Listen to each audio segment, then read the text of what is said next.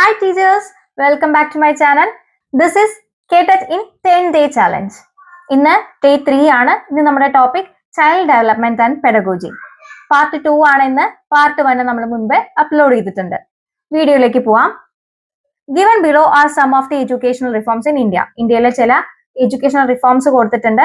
RTE Act, PWD Act, Secondary Education Commission, Program of Action, POE. ഇതിൽ identify the correct sequence in the ascending order based on the year of implementation of the following. ഇത് implement ചെയ്ത വർഷം അനുസരിച്ചിട്ട് ഇതിനെ ഒന്ന് ക്രോഡീകരിക്കാനാണ് പറഞ്ഞിട്ടുള്ളത്. അപ്പൊ നമുക്ക് ഓരോ കമ്മീഷനെ കുറിച്ച് നോക്കാം. First secondary education commission 1952 to 53 ആണ് സെക്കൻഡറി എഡ്യൂക്കേഷൻ കമ്മീഷൻ. പിന്നെ നമ്മൾ മുതലിയാർ കമ്മീഷൻ എന്ന് കൂടി പറയുന്നുണ്ട്. കാരണം സെക്കൻഡറി എഡ്യൂക്കേഷൻ കമ്മീഷന്റെ തലവൻ എന്ന് പറയുന്നത് ആരായിരുന്നു? ഡോക്ടർ എ ലക്ഷ്മണസ്വാമി മുതലിയാർ ആയിരുന്നു. അതുകൊണ്ട് മുതലിയാർ കമ്മീഷൻ എന്ന് കൂടി ഇതിന് പേരുണ്ട്. സെക്കൻഡറി എഡ്യൂക്കേഷനെയാണ് കൂടുതലായിട്ട് ഈ സെക്കൻഡറി എഡ്യൂക്കേഷൻ കമ്മീഷൻ ഫോക്കസ് ചെയ്തത്. Secondary education. Next Kothari commission 1964 to 66. Kothari commission നമ്മുടെ ഒരു നാഷണൽ എഡ്യൂക്കേഷൻ കമ്മീഷൻ എന്നാണ് പറയാം. കാരണം അത് സെക്കൻഡറി എഡ്യൂക്കേഷനോ അല്ലെങ്കിൽ പ്രൈമറി എഡ്യൂക്കേഷനോ അങ്ങനെ ഒരു സ്പെസിഫിക് ഫോക്കസ് ഉണ്ടായിരുന്നില്ല. മൊത്തം ഇന്ത്യയിലെ എഡ്യൂക്കേഷൻ സിസ്റ്റത്തിനെയാണ് കോത്താരി കമ്മീഷൻ ഫോക്കസ് ചെയ്തത്. നമ്മുടെ 3 ലാംഗ്വേജ് ഫോർമുല കൊണ്ടുവന്നത് കോത്താരി കമ്മീഷൻ ആണ്. അതുപോലെ 10+2+3 എന്നുള്ള ഫോർമുലയും ഇതുപോലെ കോത്താരി കമ്മീഷൻ കൊണ്ടുവന്നതാണ്. എന്ന് വെച്ച് കഴിഞ്ഞാൽ 10ാം ക്ലാസ് വരെ, പിന്നെ +1 +2, പിന്നെ 3 വർഷത്തെ ഡിഗ്രി. അതാണ് 10+2+3 കൊണ്ട് ഉദ്ദേശിക്കുന്നത്. ഇപ്പൊ നമ്മൾ ഫോളോ ചെയ്യുന്നത് കോത്താരി കമ്മീഷന്റെ സിസ്റ്റം ആണ്.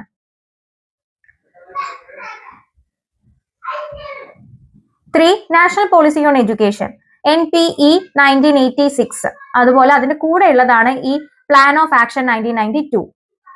എല്ലാ കുട്ടികൾക്കും ഒരുപോലെ എഡ്യൂക്കേഷണൽ ഓപ്പർച്യൂണിറ്റീസ് ലഭിക്കുക എന്നതായിരുന്നു ഈ NPE 1986ന്റെ ലക്ഷ്യം.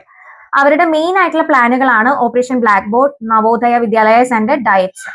ഓപ്പറേഷൻ ബ്ലാക്ക് ബോർഡ് നമ്മുടെ സ്കൂളുകളുടെ ഒരു ഫിസിക്കൽ സ്ട്രക്ചർ മാറ്റിയെടുക്കാൻ വേണ്ടിയിട്ടാണ് ഈ ഒരു ഓപ്പറേഷൻ ബ്ലാക്ക് ബോർഡ് ഫോക്കസ് ചെയ്തിരുന്നത്.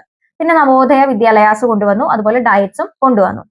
Next POA plan of action 1992. Plan of action എന്ന് പറയുന്നത് പുതിയൊരു കമ്മിറ്റി അല്ല, ഈ നാഷണൽ പോളിസി ഓൺ എഡ്യൂക്കേഷനുമായി ബന്ധപ്പെട്ട് വന്ന ഒരു പ്ലാൻ ഓഫ് ആക്ഷൻ ആണ്. ജനാർദ്ദന റെഡ്ഡി കമ്മിറ്റിയാണ് പ്ലാൻ ഓഫ് ആക്ഷന് വേണ്ടിയുള്ള റെക്കമെൻഡേഷൻ കൊണ്ടുവന്നത്.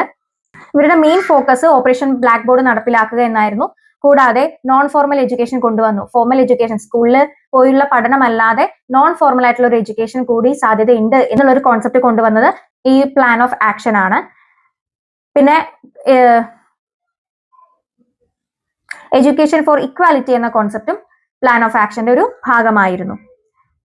Next persons with disabilities act 1995ലെ PWD ആക്ട്. ഈ ആക്ടിനെ കുറിച്ച് നമ്മൾ മുൻപ് പറഞ്ഞിട്ടുണ്ട്. സർക്കാർ ജോലികളിൽ 3% റിസർവേഷൻ ഡിസേബിൾ ആയിട്ടുള്ള ആൾക്കാർക്ക് വേണമെന്നും, അതുപോലെ 18 വയസ്സ് വരെയുള്ള ഡിസേബിൾഡ് ആയിട്ടുള്ള കുട്ടികൾക്ക് എഡ്യൂക്കേഷൻ ഫ്രീ ആണെന്നും പറയുന്ന ഒരു ആക്ട് ആണ് persons with disabilities act. Next national curriculum framework NCF 2005 വളരെ ഇമ്പോർട്ടന്റ് ആണ്.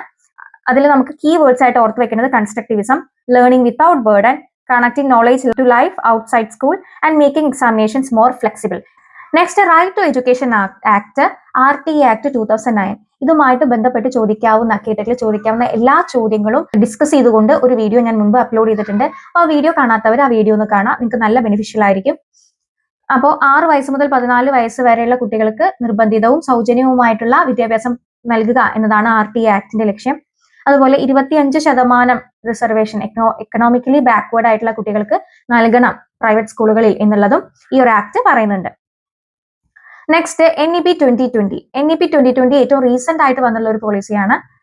ഇതിൽ പറയുന്നത് നമ്മുടെ സ്കൂൾ സ്ട്രക്ചർ മാറ്റി 5+3+3+4 എന്നാക്കണമെന്നാണ് പറയുന്നത്. 4 വർഷത്തെ ഡിഗ്രി ആണ് ഇനി മുതലുള്ളത്. ഇത്രയും കാലം നമ്മൾ ഫോളോ ചെയ്ത് വന്നത് കോത്താരി കമ്മീഷന്റെ 10+2+3 ആയിരുന്നു. ഇനി NEP 2020യുടെ സ്ട്രക്ചറിലേക്ക് മാറുകയാണ്. That is 5+3+3+4. ഇനി NEP 2020യുടെ മറ്റൊരു ലക്ഷ്യം എന്ന് പറയുന്നത് 3ാം ക്ലാസ്സിൽ എത്തുന്ന അല്ലെങ്കിൽ ഗ്രേഡ് 3ൽ എത്തുന്ന ഒരു കുട്ടിക്ക് നിർബന്ധമായും ബേസിക് ആയിട്ടുള്ള കാര്യങ്ങൾ അറിഞ്ഞിരിക്കണം. Basic means FLN, foundational literacy and numeracy. അതുപോലെ 6ാം ക്ലാസ് മുതൽ വൊക്കേഷണൽ എഡ്യൂക്കേഷനും സ്റ്റാർട്ട് ചെയ്യുന്നുണ്ട്. അപ്പൊ ഈ വർഷങ്ങളൊക്കെ നമ്മൾ ഓർത്ത് വെക്കുക. ഇതിന്റെ മെയിൻ ആയിട്ടുള്ള കീ വേർഡ്സ് നിങ്ങൾ കണക്ട് ചെയ്തുകൊണ്ട് പഠിക്കാം. കേട്ടതിൽ ഏറ്റവും ഇമ്പോർട്ടന്റ് ആയിട്ടുള്ളത് ഈ ഒരു കീ വേർഡ്സ് ആണ്. അപ്ലിക്കേഷൻ ലെവലിലായിരിക്കില്ല മിക്കവാറും ചോദ്യം ചോദിക്കുക, കീ വേർഡ്സിനെ ബേസ് ചെയ്തിട്ടായിരിക്കും ചോദ്യം. അപ്പോൾ ഈ ഒരു വർഷങ്ങൾ നമുക്ക് മനസ്സിലായി. അങ്ങനെ വെച്ച് നോക്കുമ്പോൾ ഓപ്ഷൻ എ ആണ് കറക്റ്റ് ആയിട്ടുള്ള ഉത്തരം. Next question. Meenu, a 9th standard student, enjoys her learning when discussing with her friends and can perform better than studying alone. What kind of strategy is most suitable for her? ഇവിടെ മീനുവിന് എന്താണ്, കൂട്ടത്തിലിരുന്ന് പഠിക്കുമ്പോഴാണ് നന്നായിട്ട് പഠിക്കാൻ പറ്റുന്നത്. അങ്ങനെയാണെങ്കിൽ ഈ കുട്ടിക്ക് ഏത് തരം സ്ട്രാറ്റജീസ് ആണ് നന്നായിട്ട് പഠിക്കാൻ വേണ്ടി കൊടുക്കാൻ പറ്റുക?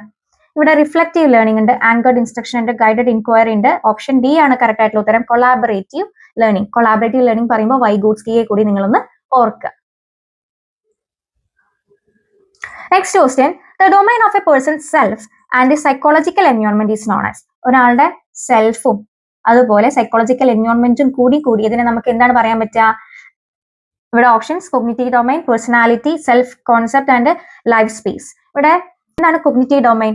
നമ്മുടെ തിങ്കിങ്, മെമ്മറി, ഇതെല്ലാം ബന്ധപ്പെട്ടിട്ടുള്ളതാണ് എന്ത് കോഗ്നിറ്റീവ് ഡൊമൈൻ വരുന്നത്. Next personality. പേഴ്സണാലിറ്റി എന്ന് പറയുന്നത് ഒരുപാട് കാലങ്ങൾ കൊണ്ട് നമുക്ക് നമ്മുടെ ഉള്ളിലുള്ള ബിഹേവിയർ അക്യുമുലേറ്റ് ചെയ്ത് ഉണ്ടാവുന്നതാണ് പേഴ്സണാലിറ്റി. Next self concept. ഒരാൾക്ക് ഒരാളെ കുറിച്ച് തന്നെ ഉണ്ടാവുന്ന ബോധം അല്ലെങ്കിൽ ധാരണയാണ് നമ്മൾ എന്ത് പറയാ, സെൽഫ് കോൺസെപ്റ്റ് എന്ന് പറയുന്നത്. അപ്പൊ ഇവിടെ കറക്റ്റ് ആയിട്ടുള്ള ഉത്തരം വരുന്നത് ലൈഫ് സ്പേസ് ആണ്. Life space. ഈ ലൈഫ് സ്പേസ് എന്നുള്ളത് കേർട്ട് ലെവിന്റെ കോൺസെപ്റ്റ് ആണ്. കേർട്ട് ലെവിൻ ഇതുമായി ബന്ധപ്പെട്ട് ഒരു ഇക്വേഷൻ കൊണ്ടുവന്നിട്ടുണ്ട്, B = F × PE. ഇവിടെ പറയുന്നത് എന്താണ്? B എന്ന് പറയുന്നത് ബിഹേവിയർ ആണ്, E എന്ന് പറയുന്നത് പേഴ്സൺ ആണ്, P എന്ന് പറയുന്നത് പേഴ്സൺ ആണ്, E എന്ന് പറയുന്നത് എൻവയോൺമെന്റ് ആണ്. ഒരാളുടെ ഒരു സാഹചര്യത്തിലെ ബിഹേവിയർ എന്ന് പറയുന്നത് അയാളുടെ ഇമ്മീഡിയറ്റ് ആയിട്ടുള്ള എൻവയോൺമെന്റും അയാളുടെ വ്യക്തിത്വവുമായി ബന്ധപ്പെട്ടിരിക്കുന്നു. Behaviour is A product of that person and environment. അപ്പൊ അയാൾ നിൽക്കുന്ന സാഹചര്യം, അയാളുടെ വ്യക്തിത്വം, ഇത് രണ്ടുമാണ് അയാളുടെ ആ നേരത്തെ ബിഹേവിയർ തീരുമാനിക്കുന്നത്. അതാണ് ഈ ലൈഫ് സ്പേസ് എന്നുകൊണ്ട് അദ്ദേഹം ഉദ്ദേശിക്കുന്നത്. അദ്ദേഹത്തിന്റെ മറ്റ് കീവേഡ്സും കൂടി ഒന്ന് നോക്കിക്കോളൂ. Topology, vector, balance. ബാലൻസ് തന്നെ പോസിറ്റീവ് ബാലൻസും ഉണ്ട്, നെഗറ്റീവ് ബാലൻസും ഉണ്ട്. ഇതിന്റെ കൂടെ ഒരു കാര്യം കൂടി ആലോചിച്ച് വെക്കാം, ആക്ഷൻ റിസർച്ച്. ആക്ഷൻ റിസർച്ച് എന്ന് പറയുന്ന ടെക്നിക്ക് കൊണ്ടുവന്നതും കേർട്ട് ലെവിൻ ആണ്. നെക്സ്റ്റ് അദ്ദേഹത്തിന്റെ തന്നെ മോട്ടിവേഷണൽ കോൺഫ്ലിക്റ്റും കൂടി നമുക്ക് നോക്കാം. അപ്രോച്ച് കോൺഫ്ലിക്റ്റ് ഉണ്ട്, അവോയ്ഡൻസ് കോൺഫ്ലിക്റ്റ് ഉണ്ട്, ആൻഡ് അവോയ്ഡൻസ് കോൺഫ്ലിക്റ്റും ഉണ്ട്. നമുക്ക് രണ്ട് നല്ല കാര്യങ്ങൾ അല്ലെങ്കിൽ നല്ല സിറ്റുവേഷൻസ് ഉണ്ടാവും, ഇതിൽ ഏതെങ്കിലും ഒന്ന് നമ്മൾ സെലക്ട് ചെയ്യണം. ഇപ്പൊ ഉദാഹരണത്തിന് നമുക്ക് ബിരിയാണി ഇഷ്ടമാണ്, ഫ്രൈഡ് റൈസും ഇഷ്ടമാണ്. ഇത് രണ്ടും ഒരുപോലെ നമ്മുടെ മുന്നിൽ കൊണ്ടുവന്ന് വെച്ചു, ഇതിൽ ഏത് കഴിക്കണം എന്നുള്ളൊരു ആശയക്കുഴപ്പം നമുക്ക് ഉണ്ടാകും. അതാണ് അപ്രോച്ച് കോൺഫ്ലിക്റ്റ്. രണ്ടും നമുക്ക് ഇഷ്ടമാണ്, ഇതിൽ ഏത് ചൂസ് ചെയ്യുന്നുള്ള ഒരു കൺഫ്യൂഷൻ. അടുത്തത് അവോയ്ഡൻസ് കോൺഫ്ലിക്റ്റ്. ഇവിടെ നമുക്ക് ഇഷ്ടമില്ലാത്ത രണ്ട് കാര്യങ്ങൾ അല്ലെങ്കിൽ രണ്ട് സിറ്റുവേഷൻസ്. ഉദാഹരണത്തിന് മത്തി നമുക്ക് ഇഷ്ടമല്ല, അരി നമുക്ക് ഇഷ്ടമല്ല. ഇത് രണ്ടും നമുക്ക് ഇഷ്ടമില്ലാത്ത കാര്യങ്ങളാണെന്ന് വിചാരിക്കാം. എന്നാൽ ഇതിന്ന് ഏതെങ്കിലും ഒന്ന് സെലക്ട് ചെയ്തേ പറ്റുള്ളൂ, കാരണം ചോറിന് നേരെ കറിയൊന്നുമില്ല. അതുകൊണ്ട് ഇതിൽ ഏതെങ്കിലും ഒന്ന് സെലക്ട് ചെയ്യണം. അപ്പോൾ ഒരു കൺഫ്യൂഷൻ വരും, ഇതിൽ ഏതാണ് സെലക്ട് ചെയ്യേണ്ടത് എന്നുള്ളത്. ആ ഒരു കോൺഫ്ലിക്റ്റിനെ നമ്മൾ അവോയ്ഡൻസ് കോൺഫ്ലിക്റ്റ് എന്ന് പറയാം. അടുത്തത് അവോയ്ഡൻസ് കോൺഫ്ലിക്റ്റ്. ഇവിടെ വരുന്നത് ഒരു സിറ്റുവേഷൻ തന്നെ പോസിറ്റീവ് ആയിട്ടുള്ള റിസൾട്ട് ഉണ്ടാവും, നെഗറ്റീവ് ആയിട്ടുള്ള വശം ഉണ്ടാവും. ഉദാഹരണം പറയുകയാണെങ്കിൽ കല്യാണം കഴിക്കണം നല്ല ആഗ്രഹമുണ്ട്, നല്ലൊരു പാർട്ട്ണറെ കിട്ടും, പക്ഷേ കല്യാണത്തിൻ്റെതായിട്ടുള്ള ബാധ്യതകളൊന്നും ഏറ്റെടുക്കാൻ സാധിക്കില്ല.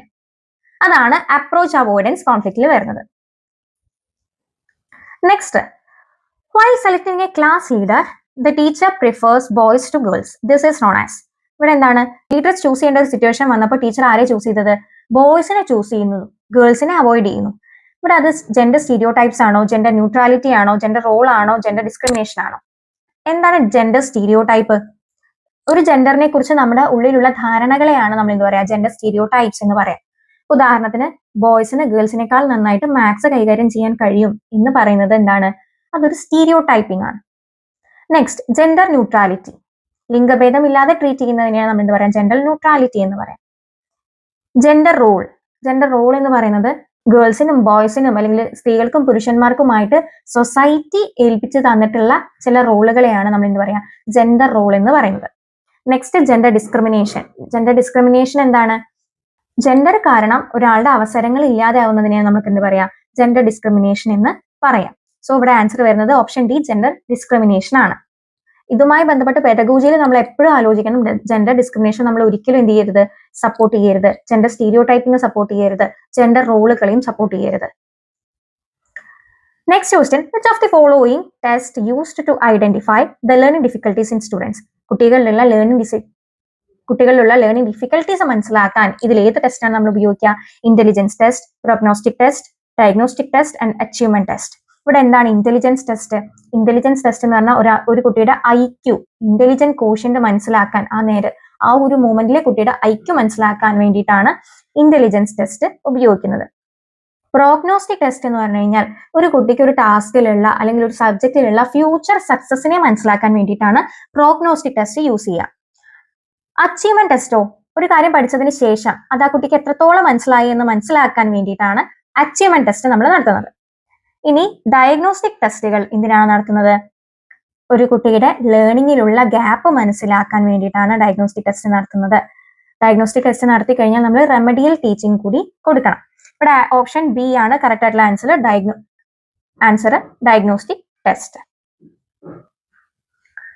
Next question, who among the following psychologist is associated with gestalt psychology? ഇവിടെ കേർട്ട് കൊഫ്ക,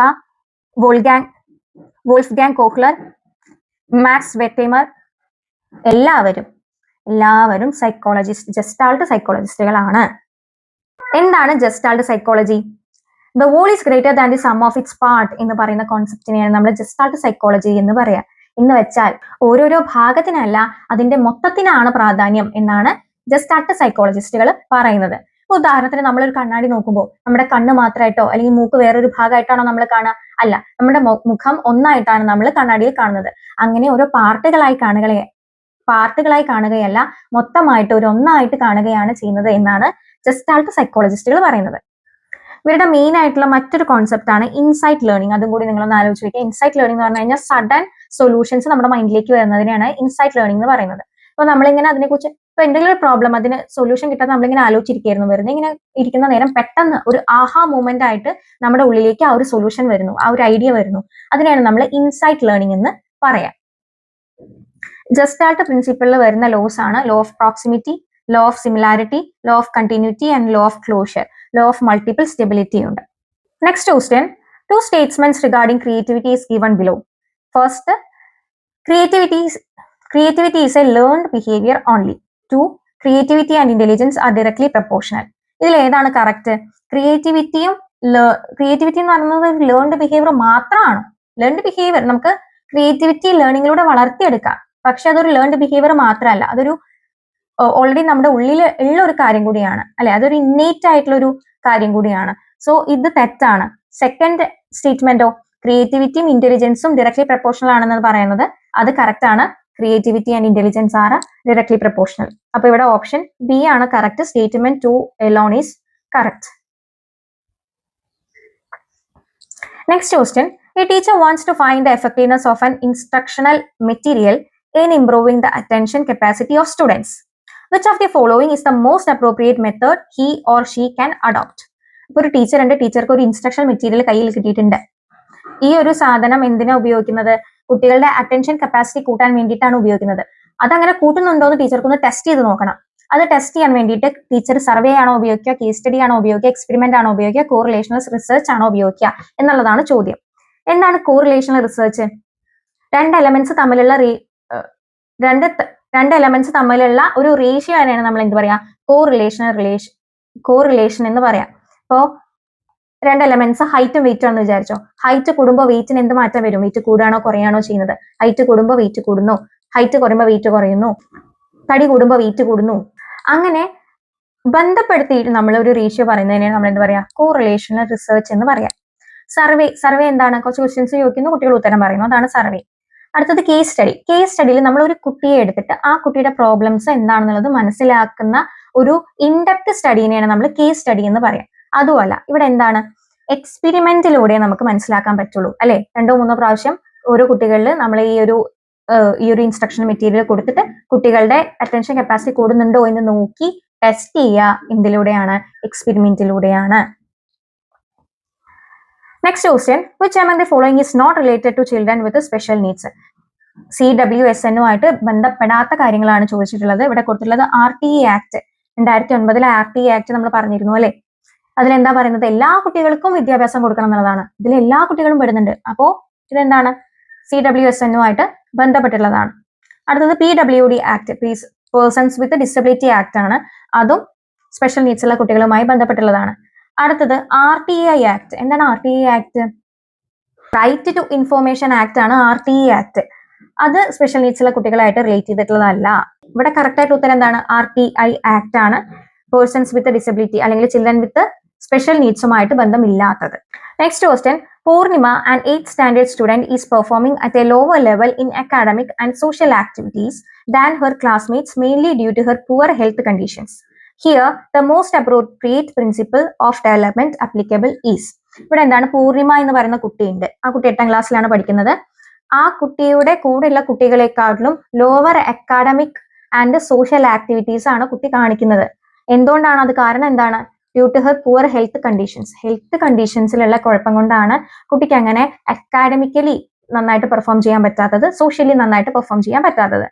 അങ്ങനെയാണെങ്കിൽ ഡെവലപ്മെന്റിന്റെ ഏത് പ്രിൻസിപ്പിൾ ആണ് ഇവിടെ അപ്ലിക്കബിൾ ആയിട്ടുള്ളത് എന്നാണ് ചോദിക്കുന്നത്. ഇവിടെ നോക്കൂ, നിങ്ങൾ ക്വസ്റ്റ്യൻ ചോദിക്കുമ്പോൾ ഇതൊരു ഈ ക്വസ്റ്റ്യൻ എന്നൊക്കെ പറഞ്ഞു കഴിഞ്ഞാൽ കുറച്ച് ലെങ്തി ആയിട്ടുള്ള ക്വസ്റ്റ്യനാ. ഡയറക്റ്റ് ക്വസ്റ്റ്യൻ അല്ലെങ്കിൽ നിങ്ങൾ ഇങ്ങനെ ക്വസ്റ്റ്യനിലുള്ള മെയിൻ ഭാഗങ്ങൾ അടയാളപ്പെടുത്തി വെക്കുക.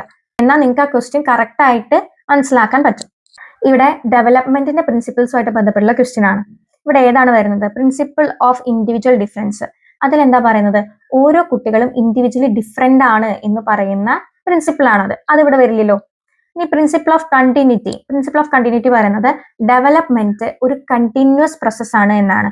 എന്ന് വെച്ച് കഴിഞ്ഞാൽ ഇത് വോംബ് ടു ടോംബ് നടക്കുന്ന, വോംബ് എന്ന് പറഞ്ഞു കഴിഞ്ഞാൽ ഗർഭപാത്രം, ടോംബ് എന്ന് പറഞ്ഞു കഴിഞ്ഞാൽ ശവക്കല്ലറ, വോംബ് ടു ടോംബ് നടക്കുന്ന ഒരു കണ്ടിന്യൂസ് പ്രോസസ് ആണ് ഡെവലപ്മെന്റ് എന്നാണ് പ്രിൻസിപ്പിൾ ഓഫ് കണ്ടിന്യൂറ്റിയിൽ പറയുന്നത്. അപ്പോൾ അതുമല്ല. Principle of interrelation. Principle of interrelation എന്ന് പറയുന്നത് ഒരു കുട്ടിയുടെ എല്ലാ ഡൊമൈനും, ഫിസിക്കൽ, മെന്റൽ, സൈക്കോളജിക്കൽ, സോഷ്യൽ, ഇത് എല്ലാ ഡൊമൈനും ഇന്റർ റിലേറ്റഡ് ആയിട്ടാണ് ഡെവലപ്മെന്റ് നടക്കുന്നത് എന്നാണ് പറയുന്നത്. And last one, principle of integration. Principle of ഇന്റഗ്രേഷനിൽ പറയുന്നത് കുട്ടി ഒരു സിറ്റുവേഷനിൽ അല്ലെങ്കിൽ ഒരു ടാസ്ക് ചെയ്യാൻ കുട്ടിയുടെ എല്ലാ തരത്തിലുള്ള സെൻസ് കോറിലേറ്റ് ചെയ്യുന്നു. ഇവിടെ കറക്റ്റ് ആയിട്ടുള്ള ആൻസർ എന്താണ്? പ്രിൻസിപ്പിൾ ഓഫ് ഇന്റർ റിലേഷൻ ആണ്. Next question, Akshay uses concept maps for learning for various topics. Concept മാപ്പുകൾ ഉപയോഗിച്ച് പഠിക്കുന്നത് ഏത് തരം കുട്ടികളാണ്? They are visual learners. Concept മാപ്പുകൾ വരച്ചിട്ടാണ് അവർ പഠിക്കുന്നത്, അല്ലെ? They are visual learners. ഒരു കൈനസ്തെറ്റിക് ലേണർ ആയിരുന്നു എന്നുണ്ടെങ്കിൽ ആ കുട്ടി ചെയ്താണ് പഠിക്കുക, ലേണിംഗ് ബൈ ഡൂയിങ് ആണ്, അല്ലെ? ഓഡിറ്ററി ലേണർ ആയിരുന്നു അക്ഷയെങ്കിലോ കേട്ട് കേട്ട് പഠിക്കായിരുന്നു ചെയ്യുന്നത്. എവിടെയെങ്കിലും ഒന്ന് റെക്കോർഡ് ചെയ്ത് വെച്ച് അത് കേട്ട് കേട്ട് പഠിക്കായിരുന്നു ചെയ്യുക. Which among the following is the most cohesive group? എന്താണ് കൊഹഷൻ? ഒരു ഗ്രൂപ്പിലെ മെമ്പേഴ്സിനെ ഒന്നിച്ചു നിർത്തുന്ന ആ ഒരു ബോണ്ടിനെയാണ് നമ്മൾ കൊഹഷൻ എന്ന് പറയാം. It is the bond that holds the members of A group together. ഒരു ഗ്രൂപ്പിലെ മെമ്പേഴ്സിനെ ഒന്നിച്ചു നിർത്തുന്ന ബോണ്ട്. അപ്പോ ഒരു ക്രൗഡിൽ എങ്ങനെയായിരിക്കും കൊഹഷൻ ഉണ്ടായിട്ടുണ്ടാവുക? ഒരു ക്രൗഡ്, ഒരു ആൾക്കൂട്ടം, ഒരു പച്ചക്കറി കടയിൽ പെട്ടെന്ന് വന്ന ആൾക്കൂട്ടത്തിന് നല്ല കൊഹഷൻ ഉണ്ടായിരിക്കും. അവർ തമ്മിലൊരു ബോണ്ട് ഉണ്ടായിരിക്കുമോ? ഇല്ല. സോ അവരല്ല. അപ്പൊ അവര് ക്രൗഡിലാണ് ഏറ്റവും ലീസ്റ്റ് ആയിട്ടുള്ള കൊഹഷൻ ഉള്ളത് എന്ന് ആലോചിക്കാം. ഒരു ക്ലാസ് റൂമിൽ ഒരുപാട് കാലം കുട്ടികൾ ഒന്നിച്ചു നിന്നിട്ടുള്ളതാണ്, അല്ലെ? അപ്പൊ അവിടെ ഒരു മോഡറേറ്റ് ടൈപ്പ് ഓഫ് കോഷൻ ഉണ്ടായിരിക്കും. ക്ലാസ് ആ സ്കൂൾ കഴിഞ്ഞ് കഴിഞ്ഞാൽ അല്ലെങ്കിൽ ആ ഒരു കാലഘട്ടം കഴിഞ്ഞ് കഴിഞ്ഞാൽ അവർ തമ്മിലുള്ള കോഷനും കുറയും. നെക്സ്റ്റ്, ഫാമിലി മെമ്പേഴ്സ് തമ്മിലാണ് ഏറ്റവും കൂടുതൽ കൊഹഷൻ ഉള്ളത്. ദേ ആർ ലൈഫ് ലോങ് അവർ ഫാമിലി. ആ ഫാമിലി നമ്മൾ മരിക്കുന്നത് വരെ നമ്മളെ ഫാമിലി തന്നെയാണ്, മരിച്ചതിന് ശേഷം നമ്മുടെ ഫാമിലി തന്നെയാണ്. സോ ഏറ്റവും കൂടുതൽ കൊഹഷൻ ഉള്ള ഗ്രൂപ്പ് ഏതാണ്? ഫാമിലിയാണ്. Next question, arrange the following in the correct sequence of language development in children. കുട്ടികളുള്ള ലാംഗ്വേജ് ഡെവലപ്മെന്റിനെ കുറിച്ചാണ് പറയുന്നത്. 4 സ്റ്റേജസ് ഓഫ് ലാംഗ്വേജ് ഡെവലപ്മെന്റ് നമുക്ക് അറിയണം. Pre speech stage, babbling stage, one word അല്ലെങ്കിൽ holographic stage and telegraphic stage. Pre speech stage എന്ന് പറയുന്നത് crying and കൂയിങ് മാത്രമാണ് ഉള്ളത്. അതാണ് പ്രീ സ്പീച്ച് സ്റ്റേജിൽ വരുന്നത്. നെക്സ്റ്റ്, ബാബ്ലിംഗ് സ്റ്റേജ്, അർത്ഥമില്ലാത്ത എന്തൊക്കെയോ കാര്യങ്ങൾ കുട്ടി ഇങ്ങനെ പറയുന്നത്, അതാണ് ഈ ഒരു ബാബ്ലിംഗ് സ്റ്റേജിൽ വരുന്നത്. വൺ വേർഡ് സ്റ്റേജിലാവുമ്പോഴത്തേക്കും ഹോളോഗ്രാഫിക് സ്റ്റേജ് എന്ന് പറയുന്നത് എന്താണ്? ഓരോ വേർഡുകളായിട്ട് കുട്ടി പറഞ്ഞു തുടങ്ങും. അമ്മ, അച്ഛൻ, കിളി, കുട്ടി എന്നുള്ള കാര്യങ്ങളൊക്കെ കുട്ടി പറഞ്ഞു തുടങ്ങുന്നു. അടുത്തത് ടെലഗ്രാഫിക് സ്റ്റേജിൽ വേർഡ്സ് കമ്പൈൻ ചെയ്തിട്ട് അത് വേണം, അല്ലെ? അങ്ങനെയൊക്കെയുള്ള കാര്യങ്ങൾ കമ്പൈൻ ചെയ്ത് പറയാൻ വേണ്ടിയിട്ട് കുട്ടി തുടങ്ങുന്നു. അപ്പൊ ഈ സ്റ്റേജിന്റെ ഓർഡർ നിങ്ങൾ മനസ്സിലാക്കി വെക്കുക. അങ്ങനെയാണെങ്കിൽ നമുക്ക് ഈ ക്വസ്റ്റ്യന് കറക്റ്റ് ആയിട്ടുള്ള ഉത്തരം കിട്ടും. ഫസ്റ്റ് വരുന്നത് പ്രീ സ്പീച്ച് ആണ്, സെക്കൻഡ് വരുന്നത് ബാബ്ലിംഗ് ആണ്, തേർഡ് വരുന്നത് holographic and fourth is telegraphic. And the answer is ഇവിടെ ഓപ്ഷൻ സി ആണ് കറക്റ്റ് ആയിട്ടുള്ള answer. Which of the articles of the Indian Constitution guarantees the right to free and compulsory education of children between 6 to 14? ഇത് ഏത് ആക്ടിൽ വരുന്നതാണ്? RTE ആക്ടിൽ വരുന്നതാണ്. ഇത് ഏത് ആർട്ടിക്കിളിലാണ് വരുന്നതാണ് ചോദിച്ചിട്ടുള്ളത്? ആർട്ടിക്കിൾ 21 ആണ്. 21A ആണ് കറക്റ്റ് ആയിട്ടുള്ള ആൻസർ. അപ്പോൾ RTE ആക്ടിനെ പറ്റിയിട്ട് ഈ കാര്യങ്ങളൊക്കെ ഉൾക്കൊള്ളിച്ചുകൊണ്ട് വേറൊരു വീഡിയോ ചെയ്തുകൊണ്ടാണ് ഇവിടെ എക്സ്പ്ലെയിൻ ചെയ്യാത്തത്. ആ വീഡിയോ നിങ്ങൾ എല്ലാവരും ഒന്ന് കാണുക കേട്ടോ. Last question. A written record of a specific behavior or interaction that a teacher or observer has witnessed that is used for identifying the characteristics of a child is known as. ഇവിടെ കുട്ടിയുടെ specific behaviour എഴുതിയിട്ടുള്ള ഒരു റെക്കോർഡാണ്. ആ റെക്കോർഡിന് പറയുന്ന പേരെന്താണെന്ന് ചോദിക്കുന്നത്. ഇവിടെ എന്താണ് ക്യുമുലേറ്റീവ് റെക്കോർഡ്? ക്യുമുലേറ്റീവ് റെക്കോർഡ് എന്ന് പറയുന്നത് കുട്ടിയുടെ അക്കാഡമിക്കലി ആയിട്ടുള്ള കാര്യങ്ങൾ, മാർക്കുകളാവട്ടെ, അച്ചീവ്മെന്റ്സ് ആവട്ടെ, ഇതെല്ലാം കളക്ട് ചെയ്തേക്കുന്ന റെക്കോർഡിനെയാണ് നമ്മൾ ക്യുമുലേറ്റീവ് റെക്കോർഡ് എന്ന് പറയാം.